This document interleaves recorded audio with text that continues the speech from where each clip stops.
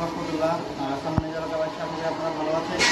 যদিও এই মুহূর্তে কেউই ভালো নেই, দুর্যোগপূর্ণ পরিস্থিতি বা বন্যা, সেই খুবই খারাপ পরিস্থিতি।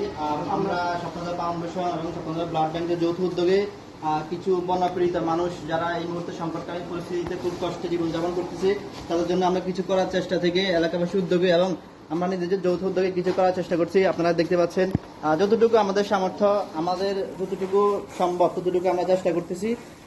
সবার জায়গা থেকে যা যতটুকু সম্ভব সবার জায়গা থেকে অনুদান পাঠান এবং সবার জায়গা থেকে নিজেরা মাঠে নামেন এবং মানুষের সাহায্য সহযোগিতা করার জন্য নেমে পড়েন। কারণ আজকে গতকালকে আমি ফেসবুকে একটা ভাই দেখলাম যে উনি 2022 সালে বললো যে বন্যা পীড়িত মানুষের জন্য 3000 টাকা উনি দান করছে, কিন্তু 2024 সালে এসে উনি টানার জন্য রাস্তায় বসে থাকতে হচ্ছে। তাহলে আজকে আমরা টাকাওয়ালা, কালকে আমরা ফকির। এই জন্য যতক্ষণ আমার হাতে টাকা আছে, যতক্ষণ আমার সামর্থ্য আছে, ততক্ষণ আমাদের উচিত সবার জন্য সাহায্য সহযোগিতা করা।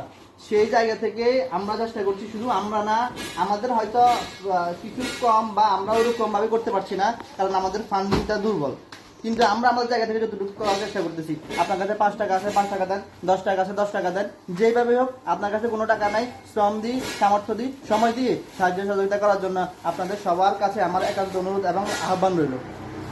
এগুলো দেখেন।